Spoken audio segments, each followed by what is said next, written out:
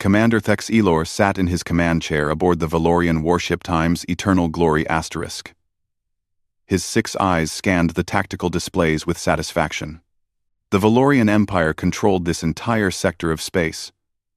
For 300 cycles, no one had dared challenge their authority. Their weapons were the most advanced in the galaxy. Their ships moved faster than any other fleet. Their empire was perfect. Today's mission would be simple. Another primitive species needed to learn their place. "Commander, we are approaching the coordinates," his navigation officer reported. The officer's scales gleamed blue under the bridge lights, a sign of his calm confidence. "Excellent. What do we know about these humans?" Thex Elor asked. His science officer brought up a holographic display. "They are a young species, Commander. They only achieved faster-than-light travel 2 of their generations ago. Our scouts found them at the edge of our territory." Thex Elor studied the images. The humans looked weak. They had only 2 eyes, no scales or natural armor, soft skin that would tear easily. They came from a planet they called Earth. "What about their ships?" he asked. The science officer looked amused. "Primitive, Commander. Very primitive. They use chemical rockets for basic propulsion. Their faster-than-light drives are crude copies of old Valorian designs. The ships themselves are just metal boxes welded together." Several officers on the bridge laughed. Thex Elor allowed himself a smile. "Metal boxes? How do they even survive in space?" "Poorly, we assume," the tactical officer added. "Our scans show their hulls are extremely thick, many meters of solid metal alloy. It seems they do not understand proper shield technology, so they just add more metal." More laughter filled the bridge. Thex Elor shook his head. These humans sounded more like cave dwellers than space travelers. They probably beat their engines with hammers when something broke. "The Valorian Council has sent orders," his communications officer said. "These humans have refused to acknowledge our claim to this system. They say it belongs to them. The Council demands we teach them respect." Thex Elor stood from his chair. His tall frame towered over the other officers. "How many ships do they have in this system?" 3 small vessels, Commander.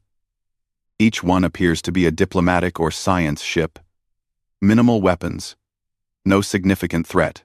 And we have 12 warships in our battle group, Commander. The humans are outmatched 4-to-1 per vessel. Thex Elor felt pride surge through him. This would be over quickly. The Valorian Empire had destroyed hundreds of primitive species who refused to submit. These humans would learn the same lesson: submit or die. "Take us in, standard attack formation. We will give them one chance to surrender." The fleet moved forward through space. Their ships were beautiful. Sleek hulls that curved like works of art.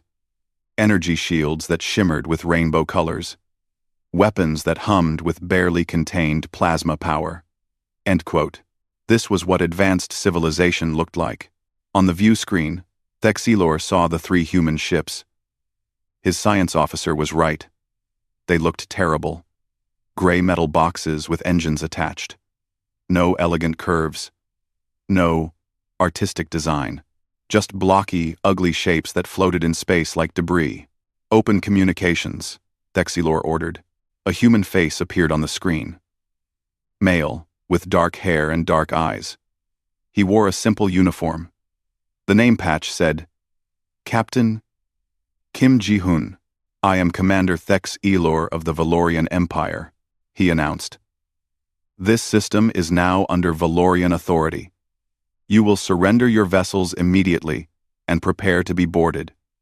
Your species will submit to the Empire or face destruction." The human looked at him calmly. Too calmly. "Commander Thex Elor, I am Captain Ji-hoon Kim of the human Korean Navy ship Times Harmony *. We do not recognize your claim to this system. We have been here for 5 years. This is human territory." Thex Elor's eyes widened. "The audacity! You dare refuse the Valorian Empire? Your ships are primitive toys. Our weapons will cut through your metal boxes like they are nothing." Ji-hoon tilted his head slightly. Commander, I urge you to reconsider. We do not want conflict, but we will not abandon our territory. Please, choose peace. Peace? Thex Elor laughed. Peace comes through strength. You have no strength. I will give you 10 of your minutes to surrender. After that, we will take your ships by force. The human captain looked sad. Actually, sad. As if Thexilor had disappointed him somehow. Commander, you are making a terrible mistake. We have given you a chance for peace. I hope you will remember that. The screen went dark. Thexilor turned to his officers. Did he just threaten us? The tactical officer checked his displays. Commander, the human ships are powering up their engines. It looks like they are preparing to fight. Foolish primitives, Thexilor muttered. Weapons, prepare to fire on my mark. Target their engines first. We will disable them, and then board their vessels. The Valorian Council will want to study their technology, primitive as it is. Commander, the science officer said, I am detecting a transmission from the human ships. It appears to be a distress call. To whom? Unknown. The signal is going deeper into human space. They are calling for help. Oh, known. Thexilor laughed again. Help? From whom? More metal boxes? He looked at his navigation officer. How long would it take for any human reinforcements to arrive? The officer calculated quickly. At least 6 hours, Commander. Probably longer. Human faster than light drives are very slow. 6 hours? Thex Elor settled back into his chair. This battle will be over in 6 minutes. All ships, advance. Prepare to fire. The Valorian fleet moved forward in perfect formation. Their weapons charged with deadly plasma energy. The 3 human ships just floated there, waiting. Thexilor almost felt sorry for them. They were so outmatched. So primitive.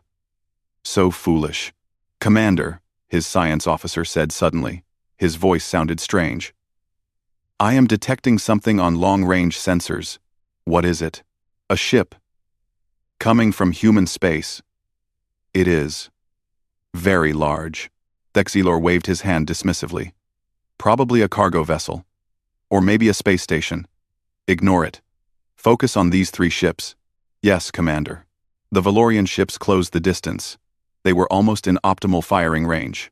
The human vessels suddenly began moving in odd patterns. Erratic turns, sudden accelerations. They looked panicked. They are trying to run, the tactical officer said. Should we pursue? No. Thexilor decided. Let them run toward their reinforcement. We will destroy them all together. It will be more efficient. Thus, the 3 human ships retreated slowly. The Valorian fleet followed. Weapons locked on their targets. This was going exactly as planned. In a few minutes, these humans would learn what happened to species that defied the Valorian Empire. Then the 3 human ships stopped. They turned around to face the Valorian fleet. The human captain's face appeared on the screen again. Commander Thexilor, Ji-hoon said quietly. Our reinforcements have arrived. This is your last chance to withdraw. Please. For your crew's sake. Thexilor stared at the human in disbelief. Last chance? From this primitive? All weapons, fire at will. Destroy those metal boxes. The Valorian fleet opened fire. Plasma bolts screamed through space toward the human vessels. This was it. The primitives would finally learn their lesson. But as the weapons flew toward their targets, Thex Elor's science officer gasped. Commander, that ship on sensors. It is not a cargo vessel. What? It is dropping out of faster-than-light travel. Right here. Right now. Thex Elor looked at the view screen. Space itself seemed to tear open. Something massive was emerging. Something that made his 12 warships look like tiny insects. By the ancient stars, someone whispered. What is that? The plasma bolts from the Valorian fleet struck the 3 human ships. Their shields flared bright blue, absorbing the impacts. Thexilor expected the shields to collapse immediately. They did not. The human vessels rocked from the hits, but they stayed intact. Shields still holding on all three targets, the tactical officer reported, surprise clear in his voice. Impossible. Thexilor muttered. Those are primitive ships. Fire again, but no one was paying attention to the small human vessels anymore. Every eye on the bridge stared at the view screen.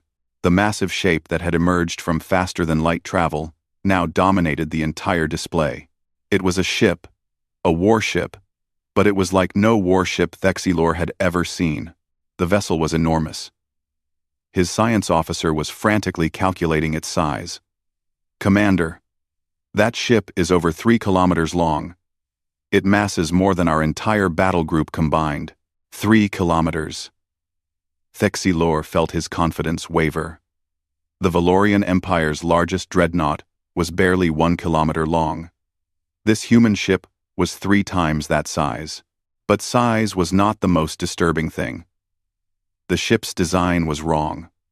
All wrong. Valorian vessels were smooth and curved, designed to channel energy shields efficiently. This human ship was angular and blocky. Its hull was dark, gray, almost black. Thick armor plates covered every surface. No curves. No elegance. It looked like someone had taken a mountain and made it fly. What are those? An officer asked, pointing at the screen. The human battleship bristled with weapons. Hundreds of them, maybe thousands. Gun turrets covered the hull in every direction. Large ones, small ones. Missile tubes, strange barrel-shaped devices. Every centimeter of the ship seemed designed to kill. This cannot be real, Thexilor said. How does it even move? That much mass should be impossible to propel efficiently. His science officer was studying the scans. Commander, I do not understand their technology. The ship uses some kind of fusion reactor system. Multiple reactors. The power output is extreme. And the armor, Commander, it is solid metal alloy. Layers and layers of it. Some sections are over 10 meters thick. 10 meters of armor? The tactical officer sounded shocked. That is insane. Our plasma weapons can burn through most materials. Why would they need so much armor? Never one. A new communication channel opened. A woman's face appeared on the screen. She looked older than Captain Kim, with sharp eyes and graying hair. Her uniform had more decorations. Her name patch read, Admiral Choi Hae-jin. Commander Thexilor, she said. Her voice was cold and professional. I am Admiral Hae-jin Choi of the human Korean Navy ship Times. Indomitable asterisk. You fired on our diplomatic vessels. That was unwise. Thexilor tried to recover his authority. Your ships refused to leave Valorian territory. We had every right to defend our space. This is not your space, Hae-jin replied. But that is not important right now. What is important is that you stop this attack immediately. You cannot win this fight. Cannot win. Thexilor felt anger replace his fear. He commanded 12 warships. 12! Your ship is large, but it is still just one ship. We outnumber you. Our weapons are advanced. Plasma technology perfected over centuries. Your ship is just thick metal. Hae-jin looked at him with something like pity. Commander, humanity comes from a planet called Earth. It is what the galaxy classifies as a death world. Heavy gravity, violent weather, dangerous animals.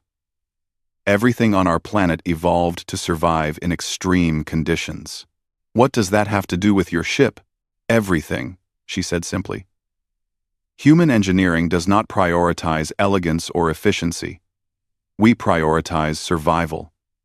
Our ships are built to take damage and keep fighting. We build them to survive in conditions that would destroy your vessels. We do not build warships, Commander. We build fortresses that can move through space. Thexilor studied the Times' indomitable times again. A fortress. Yes, that was exactly what it looked like. But fortresses did not move. They did not fight.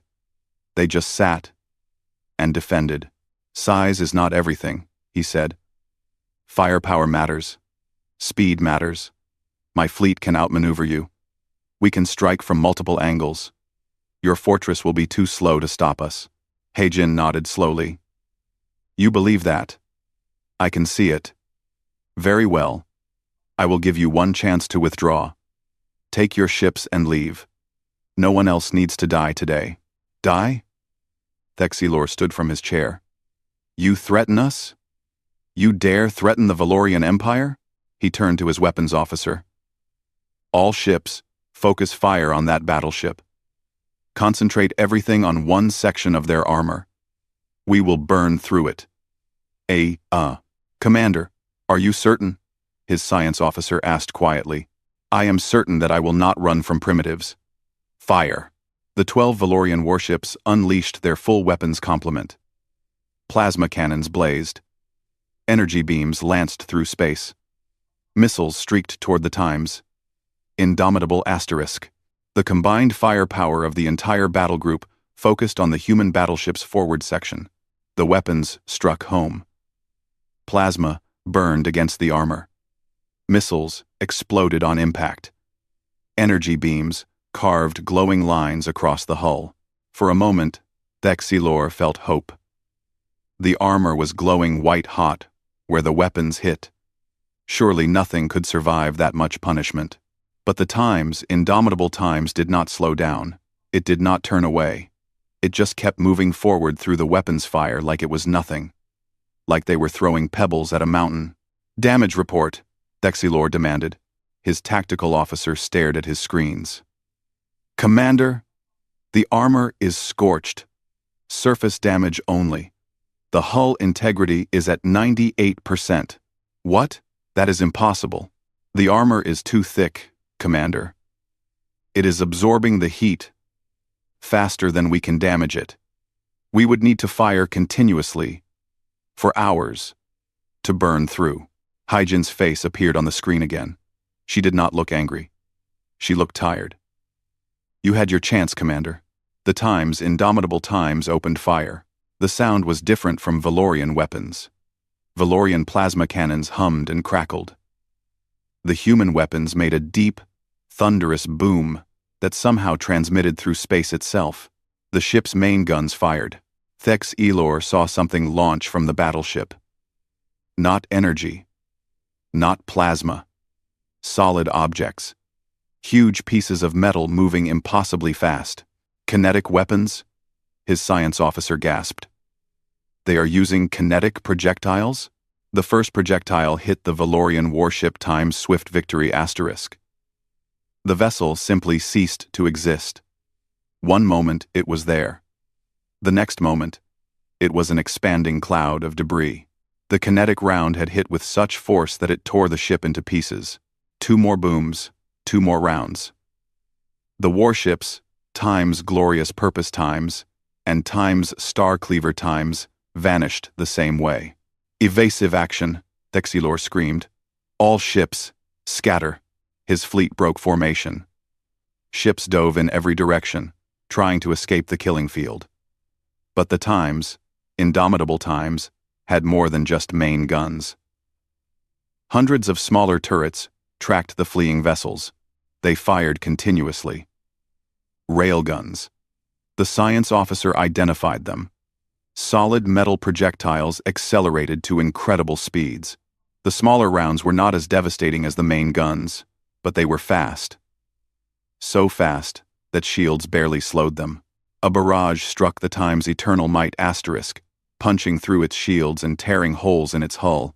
Commander, the Times Eternal Might Times is venting atmosphere, communications reported. Thexilor watched in horror as his fleet fell apart. The Times Righteous Fire Times took a direct hit from a main gun. It exploded. The Times Valor's Edge Times tried to run, but got cut apart by railgun fire. In less than 2 minutes, he had lost 6 ships, half his fleet, gone. Why are they so effective? Someone whispered. the science officer answered, his voice shaking. Kinetic weapons. They do not lose power over distance, like plasma does. They just hit with pure mass and velocity, and the humans are firing them at speeds close to light speed. Nothing can stop that much kinetic energy. Small craft began launching from the Time's indomitable asterisk, human fighters. They were compact and heavily armed. They moved in coordinated groups, working together like predators hunting prey. Fighters incoming, the tactical officer warned. Thexilor watched the fighters swarm toward his remaining ships. The Valorian vessels were faster, but the human fighters did not try to outrun them. They worked as a team. One group would bait a Valorian ship into turning, and another group would strike from behind. Their weapons might be smaller, but they were accurate. And there were so many of them. The fighter wing commander's face appeared briefly on the communications channel. A young human male named Commander Han Tae-yang. He was smiling, actually smiling as he fought. Like this was enjoyable to him. Blue Squadron, cover the Time's Indomitable's Time's port side, he ordered his pilots. Red Squadron, push them toward the main guns. Gold Squadron, with me. We take the flagship. His pilots responded with precise coordination. Thexilor realized these were not random attacks. The humans were hurting his ships, driving them into positions where the battleship could finish them easily. Another boom. The Time's stellar hammer times disappeared. 5 ships left. Out of 12. This was not a battle. It was a massacre. Sub-Commander Vale Ox commanded the warship Time's Silent Blade Asterisk. She watched the battle from her own bridge, her mind racing. This was wrong. Everything about this was wrong.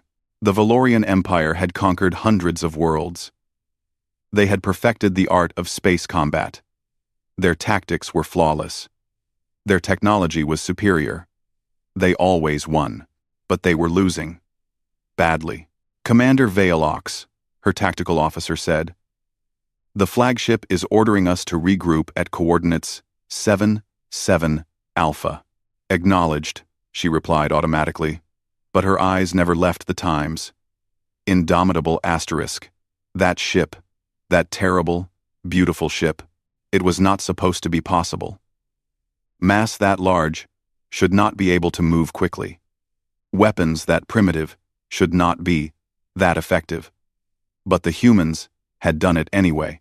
They had built something that ignored all the rules. Her science officer leaned closer. Commander, I have been analyzing their tactics. The humans are not fighting like we do. What do you mean? Valorian combat doctrine emphasizes precision strikes, disable the enemy's weapons, destroy their engines. We target specific systems to maximize efficiency. He gestured to the screen, showing the Times. Indomitable asterisk. The humans do not do that. Every weapon they have is designed for one purpose: maximum damage. Complete destruction. They are not trying to disable our ships. They are trying to obliterate them. Vale Ox felt a chill run through her. He was right. The human fighters did not target engines or weapons. They targeted hulls, life support, command centers. The battleship's main guns did not aim for specific systems. They just punched through ships from one side to the other. They fight like predators, she whispered. Commander? Predators? She repeated louder. We have been treating them like primitives, like prey. But they are not prey. They are predators. And we walked into their territory. Duan. On her view screen, the Times, Indomitable Times, turned slightly. The movement was slow, but deliberate. Every gun turret on its port side aimed at the Valorian formation. Vale Ox saw what was about to happen. All power to engines, she shouted. Get us out of the line of fire. The Times' Silent Blade Times accelerated hard. Behind her, 2 other Valorian ships were not fast enough. The battleship's broadside fired. Rails guns, plasma cutters, and missile batteries all fired at once. The two ships disappeared in a storm of metal and fire. 3 ships left now. Just 3, including her own. Commander Velox, her communications officer said urgently. The flagship is hailing us. Commander Thexilor's face appeared on her screen. He looked terrible. His scales had turned pale gray, a sign of extreme stress. His eyes were wide with fear. Velox, he said, his voice shaking. We need to retreat. Now, finally. I agree, Commander. We should signal our surrender, and— No. Texilor interrupted. No surrender. We will retreat back to Valorian space and report this to the Council. They need to know about this threat. Commander, our ships are damaged. Our crews are terrified. If we try to run, the humans will— An explosion lit up space. Another Valorian ship, the Times Dawn's Pride *, took a railgun barrage to its reactor. The ship tore itself apart from the inside. 2 ships left. We have to try, Thexilor screamed. All remaining vessels, full retreat, maximum speed. Velox hesitated. Every instinct told her this was wrong. They should surrender. They should beg for mercy. But Thexilor was her superior officer. She had to follow orders. Helm, set course for Valorian space. Maximum speed. She ordered quietly. The Times Silent Blade Times and the flagship Times Eternal Glory Times turned to run. Their engines burned bright as they accelerated. The human fighters pursued but fell behind. Valorian ships were faster. That was one advantage they still had. For a moment, Velox felt hope. They might actually escape. The Times, Indomitable Times, was too slow to catch them. They could jump to faster-than-light speeds once they got far enough away from the battle. Then Admiral Choi's voice came over the open channel. Commander Thexilor, if you run now, I will let you go. You and your ships can leave. But if any vessel fires again, if anyone tries to continue this fight, I will destroy you all. Do you understand? Thexilor did not respond. He cut the channel. Commander. Velox's weapons officer reported. The flagship is charging weapons. They are preparing to fire on the human battleship. What? Why? Her science officer looked grim. Pride. Commander Thexilor cannot return home defeated by primitives. He would rather die fighting than live with shame. Velox stared at her screen. She watched the flagship's weapons glow with building energy. Thexilor was going to attack. He was going to throw his life away. And probably hers, too. For pride, she made a decision. Communications? Open a channel to the flagship. Priority override. Channel open, Commander. Commander Thexilor, this is Velox.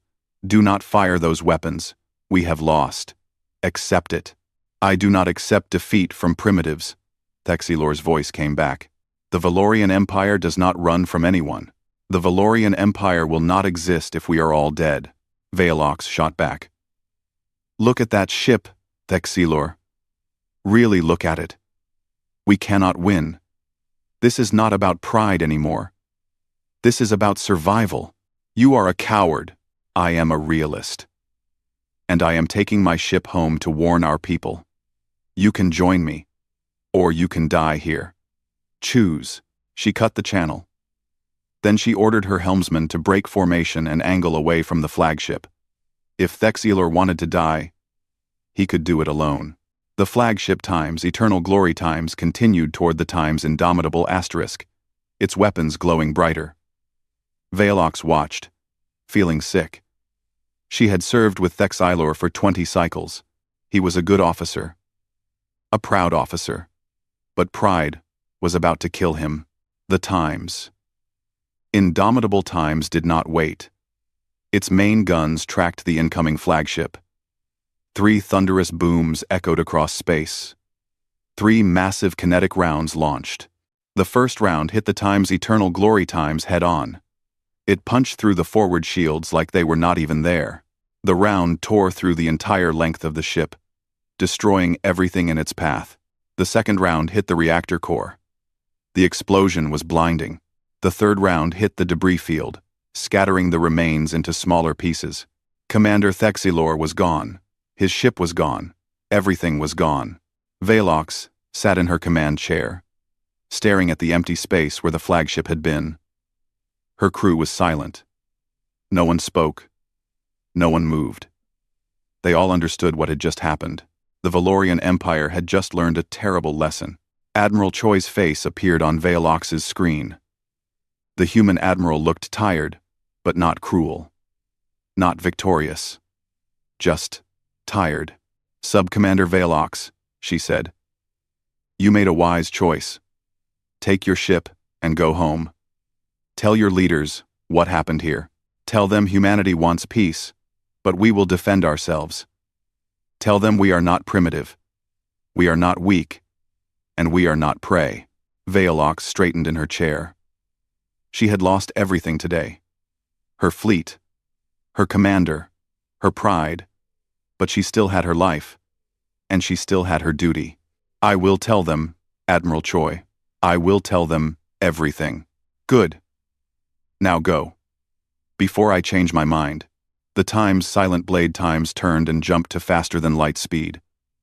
Behind her, the human battleship remained in place, its weapons still active, its shields still strong, barely damaged, barely touched.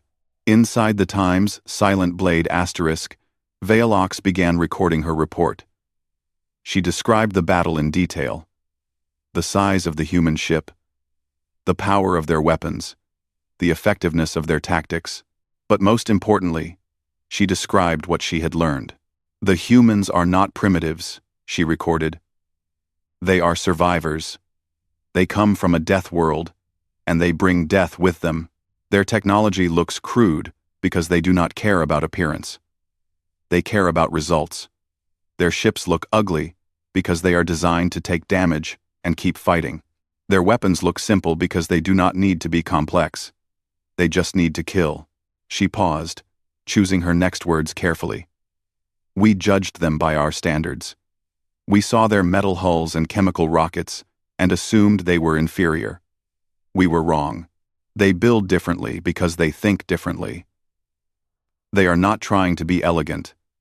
They are trying to survive. And that makes them more dangerous than any enemy we have faced." Velox stopped the recording. She would send it to the Valorian Council as soon as she reached friendly space. They needed to know. They needed to understand. The Valorian Empire had encountered something new in the galaxy. Not primitives, not prey, but equals, maybe even superiors, and that changed everything. Captain Ji-hoon Kim stood on the bridge of the Times Harmony asterisk, watching the debris field float past his view screen. The battle was over. The Valorian fleet was destroyed or retreating. But he felt no joy, only sadness. "Captain," his tactical officer Lieutenant Seo-yun Park said quietly, "we are receiving damage reports from the other diplomatic vessels. Minor hull damage. No casualties. Our shields held." "Good," Ji-hoon replied. "What about the Time's indomitable asterisk?" "Admiral Choi reports minimal damage. Some armor scoring. Nothing that will affect combat effectiveness." Ji-hoon nodded. That was the miracle of human engineering. The Times, indomitable Times, had taken sustained fire from 12 advanced warships and barely noticed it. Their armor was designed to withstand the worst conditions imaginable. Plasma fire was actually less dangerous than some natural hazards on Earth. "Captain," Seo-yun continued, "we are detecting life pods. Survivors from the Valorian ships. How many?" "Approximately 200 individuals. Their life support will last about 10 hours. Ji-hoon did not hesitate. "Contact the Times indomitable asterisk. Begin rescue operations immediately. I want every survivor brought aboard and given medical attention." "Yes, Captain." On the main view screen, the massive form of the Times, indomitable Times, moved slowly through the debris field. Its bright lights illuminated the darkness, searching for survivors. Small rescue craft launched from the battleship's hangar bays, Corporal Minjun Lee, the chief engineer, stepped up beside Ji-hoon. Captain, permission to speak freely? Always, Minjun. Do you think they understand now? The Valorians? Ji-hoon looked at the young engineer. Minjun had been with him for 3 years. Good officer. Smart. But still learning about the galaxy. Understand what? That we are not primitives. That we are strong. Some will understand, Ji-hoon said thoughtfully. Others will not. Pride is a powerful thing. It makes people blind. Like their commander. What was his name? Thexilor. Yes. He could not accept that his technology was not superior. That his tactics were not perfect. So he attacked, and it cost him everything. Minjun shook his head. We gave him so many chances to stop. We did. But some people will not listen until it is too late. Ji-hoon gestured to the screen, showing the rescue operations. That is why we save the survivors, to show them we are not monsters. We are just people who defend themselves when necessary. Hours passed. The human rescue teams worked efficiently. They pulled Valorian survivors from damaged life pods. They treated the wounded. They gave them food and water. Some of the Valorian survivors were hostile at first. They expected torture or execution. They were shocked when human medics treated them with respect and care. One Valorian officer, a young male named Crixon, stared at the human medic treating his injuries. Why are you helping me? We tried to kill you. The medic, a woman named Lieutenant Yoonji Cho, smiled gently. Because you need help. That is what we do. We help people who need help. But we are enemies. You attacked us. We defended ourselves. The fighting is over now. You are not our enemy anymore. You are just someone who needs medical care. Crixon looked confused. This is not how war works. The victors do not help the defeated. They enslave them or kill them. Yoonji shook her head. Maybe that is how your people do war. But humans do it differently. We fight when we must. But we do not hate our enemies. We just want them to stop attacking us. I do not understand. You will, she said, finishing the bandage on his arm. You have time to learn. On the bridge of the Times' indomitable asterisk, Admiral Haejin Choi reviewed the battle reports. Commander Han Tae-yang stood beside her. The fighter commander's uniform was still damp with sweat from the battle, but he was smiling. Good work today, Tae-yang, Haejin said. Thank you, Admiral. The pilots performed excellently. No losses on our side. And the Valorians? Completely outmatched. Their fighters were faster, but they did not work as a team. We used pack tactics, herded them into kill zones. Basic predator strategy. Haejin nodded. Tae-yang was young, but skilled. He understood something important about human tactics. Humans had learned to hunt on Earth. They had learned to work together to bring down prey much larger than themselves. Those same instincts worked in space combat. Admiral, her science officer reported, we have retrieved the last of the survivors. Total count is 217 Valorian crew members. All are aboard and receiving treatment. Any complications? Some of them tried to resist at first. They thought we were going to harm them. Once they realized we were actually helping, they became cooperative. Good. Haejin looked at the tactical display. The battle zone was quiet now. Just debris and empty space. Prepare the ship for departure. We will escort the diplomatic vessels back to the nearest human station. What about the Valorian survivors? We will contact Valorian authorities. Arrange an exchange. They can have their people back. Haejin turned to look at her crew. They looked tired, but proud. They had done their duty. Make sure the Valorian officers understand something before they leave. Yes, Admiral? Tell them we did not want this fight. Tell them we gave their commander many chances to avoid bloodshed. Tell them humanity prefers peace. But if they attack us again, the outcome will be the same. The officer saluted. I will tell them, Admiral. 3 days later, Velox arrived at the Valorian homeworld. Her ship limped into orbit, barely functional. She had pushed the engines beyond safe limits to get home quickly. The news she carried was too important to delay. The Valorian Council assembled to hear her report. 12 council members sat in a circular chamber. Vale Ox stood in the center, feeling small and insignificant. Sub-Commander Vilox, the head counselor began. We received your preliminary report. Commander Thex Elor's fleet was destroyed by a primitive species called humans. Is this correct? It is correct, honored counselor. But they are not primitive. Explain. Velox took a deep breath. Then she told them everything. She described the times, indomitable times in detail. Its massive size, its thick armor, its devastating weapons. She explained how the human battleship had absorbed their most powerful attacks and barely noticed. She showed them recordings of the battle. The council members watched in silence as Valorian ships were torn apart by kinetic rounds. When she finished, the chamber was quiet. One counselor finally spoke. This ship, this time's indomitable asterisk. How is it possible? Velox had been thinking about that question for 3 days. Honored counselor, the humans come from what they call a death world. High gravity, dangerous conditions. Their entire civilization evolved to survive in extreme environments. What does that have to do with their ships? Everything. We design our ships for efficiency and speed. We use shields to protect us. The humans design their ships for survival. They use thick armor because they expect to take damage. They use kinetic weapons because those weapons are simple and reliable. Another counselor leaned forward. How many of these battleships do they have? I do not know, honored counselor. We only encountered one. But if they have more... Velox did not finish the sentence. She did not need to. This is troubling, the head counselor said. The Valorian Empire has never encountered a species with this level of military capability. We must decide how to respond.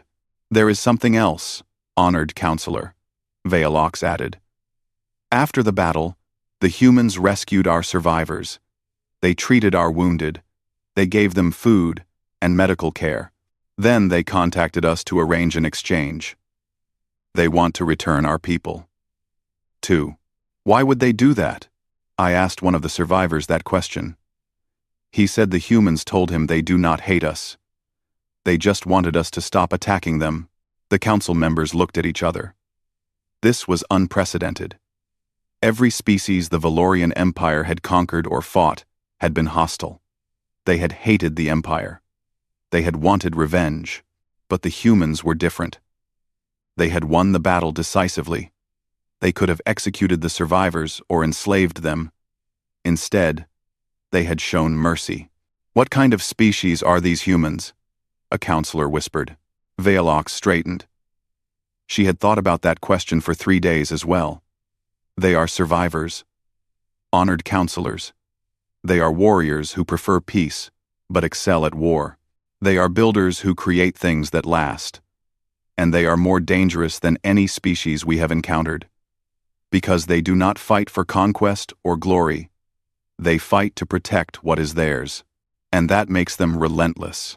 The head counselor nodded slowly. The Empire must adjust its approach.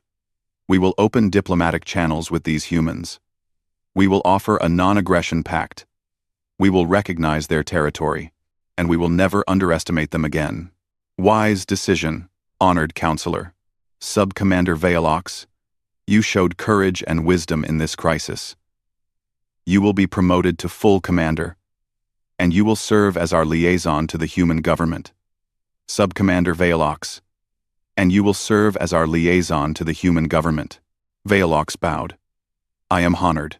As she left the council chamber, she felt the weight of history pressing down on her. The Valorian Empire had just learned a lesson that would change the galaxy. Humanity was not prey. They were predators, and the galaxy would never be the same. 6 weeks after the battle, Captain Ji-hoon Kim stood in the diplomatic hall on Unity Station. The massive space station orbited a neutral world, far from both human and Valorian territory. Today was important. Today, humanity and the Valorian Empire would sign a peace treaty.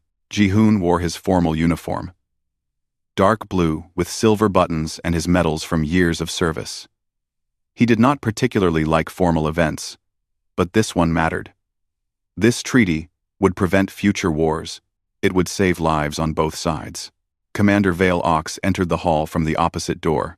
She wore her own formal uniform, covered in scales that shimmered in the light. Their eyes met across the room. They nodded to each other with respect. "Captain Kim," she said in carefully practiced human language. "It is good to see you again." "Commander Vale Ox, welcome. Your language skills have improved. I have been studying. If I am to be the liaison between our peoples, I must learn to communicate properly." She looked around the hall. "Is Admiral Choi attending?" "No. She is commanding fleet exercises near the border, but she sends her regards." I Sev. "No, she is a formidable woman. I hope to meet her again under better circumstances." Ji-hoon smiled. "She said the same thing about you. She respects the courage you showed during the battle." The treaty signing proceeded smoothly. Representatives from both governments signed the documents. Humanity's borders were recognized. The Valorian Empire agreed to a non-aggression pact. Trade agreements were established. Neither side admitted fault for the battle, but both agreed to move forward in peace. After the ceremony, Ji-hoon and Vale Ox spoke privately. "Commander, may I ask you a question?" Ji-hoon said. "Of course. What does your government think of humans now?" "Truly?" Vale Ox considered her answer carefully. "They are afraid of you. But they also respect you. The Valorian Empire has never encountered a species like humanity. You are strong, but you do not conquer. You build weapons of terrible power, but you use them only in defense. You defeated us decisively, but then you saved our survivors." She paused. "You confuse us, Captain Kim." "We confuse ourselves sometimes," Ji-hoon admitted. "But here is something you should know. Humans do not want to rule the galaxy. We do not want to build empires. We just want to live in peace and explore the stars. But we will never allow anyone to dominate us. Never. I understand that now. I wish Commander Thexilor had understood it before attacking." "So do I. His death was unnecessary. All those deaths were unnecessary."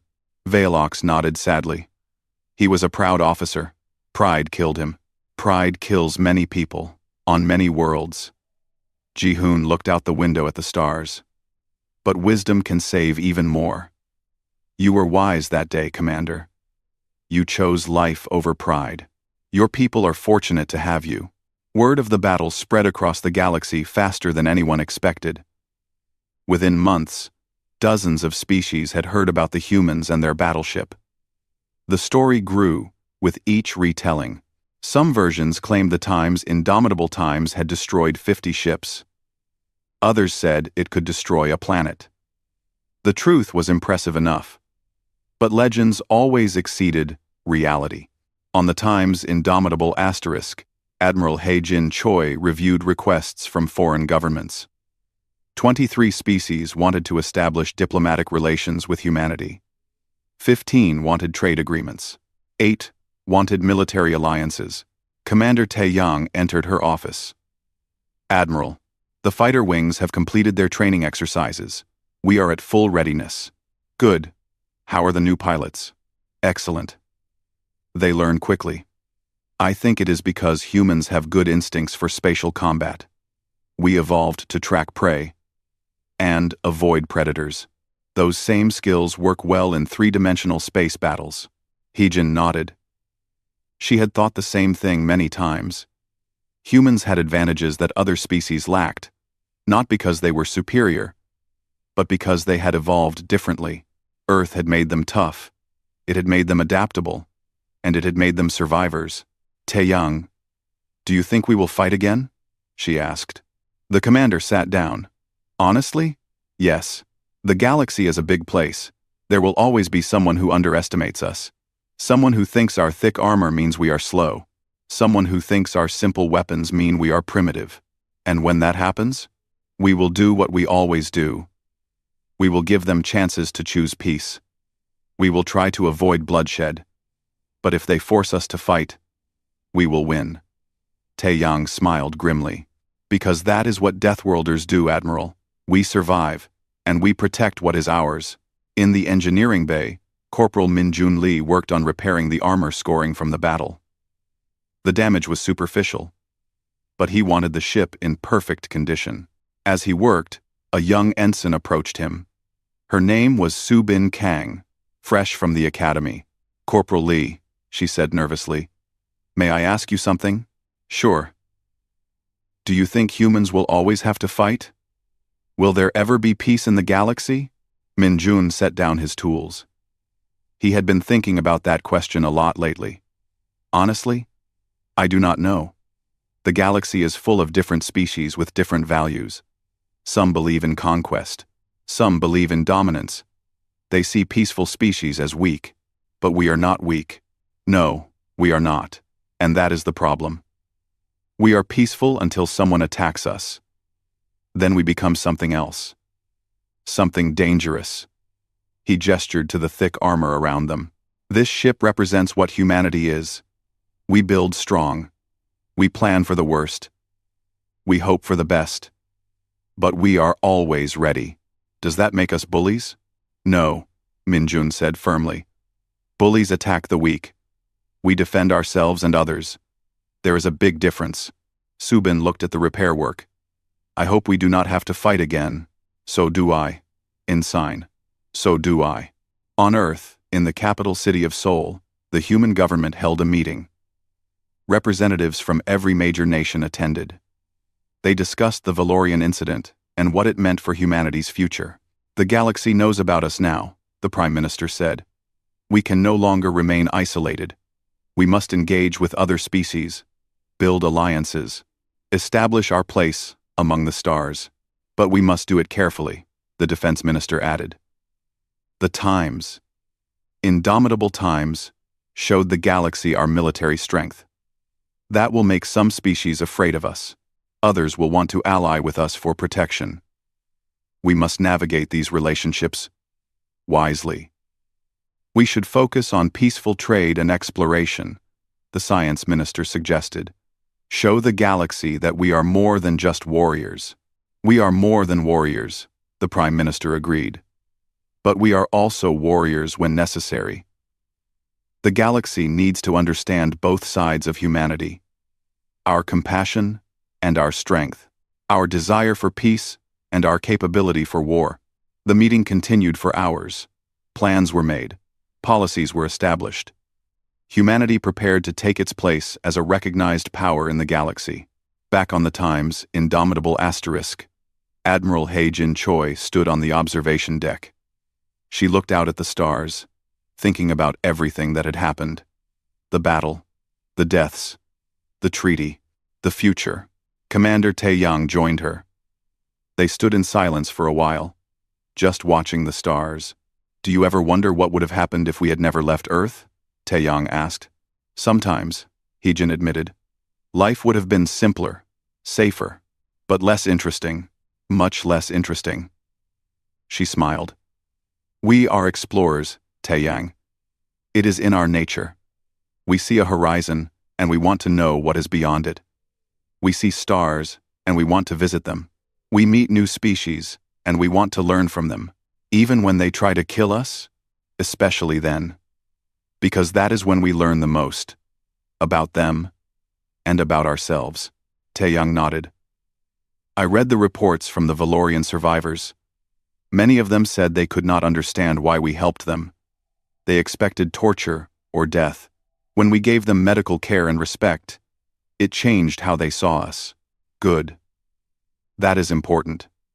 We must be strong enough that no one attacks us. But we must also be kind enough that no one fears to make peace with us. He-Jin turned to look at him. We are setting an example, Taeyang. for all of humanity. How we act now will determine how the galaxy sees us for generations. No pressure then, he joked. She laughed. No pressure at all. 6 months later, the HKNS Times Indomitable Times received new orders. They were to patrol the border between human and Valorian space. Not as a threat, but as a reassurance. A reminder to both sides that peace was maintained through mutual respect and strength. Captain Ji-hoon Kim's ship Times Harmony Times joined them. The diplomatic vessel and the battleship traveled together, symbolizing humanity's dual nature. Warrior and peacemaker, protector and friend. On the observation deck, Ensign Subin Kang stood with several other young crew members. They looked out at the stars together. "Do you think we will see action again?" one of them asked. "Maybe," another replied. "But I hope not." Subin thought about Corporal Lee's words. About being ready. About being strong. About protecting what matters. If we do face combat again, we will be ready. That is what this ship is. A promise. A promise that humanity will never be conquered. That we will never submit to bullies. That we will always stand up for ourselves and for others who cannot stand up for themselves. That sounds like a lot of responsibility. It is. Subin agreed. But someone has to do it. And I am glad it is us. The Times Indomitable Times continued its patrol. Its thick armor gleamed in the starlight. Its weapons stayed silent but ready. Its crew remained vigilant but hopeful. Across the galaxy, species watched and learned. They learned that humanity was not primitive. They learned that simple technology could be devastatingly effective. They learned that Deathworlders brought their survival instincts to the stars. But most importantly, they learned that humanity preferred peace but excelled at war. That combination made humanity unique. It made them respected. It made them feared. And it made them trusted. Because the galaxy needed protectors. It needed species who would stand against aggression without becoming aggressors themselves. It needed warriors who fought only when necessary and showed mercy to the defeated. The galaxy needed humanity, and humanity was ready. The Times, Indomitable Times, sailed on through the darkness of space, a fortress among the stars. Inside, men and women from Earth worked and lived and prepared. They hoped for peace. They trained for war. They represented the best of what humanity could be. Strong, compassionate, ready. The stars stretched out endlessly before them. Somewhere out there were friends to make, wonders to discover, challenges to overcome, and if necessary, enemies to defeat. But whatever came, humanity would face it together, with courage, with wisdom, with the determination that came from evolving on a world that tried to kill them every day. They were Deathworlders. They were survivors. They were humanity, and their journey among the stars had only just begun.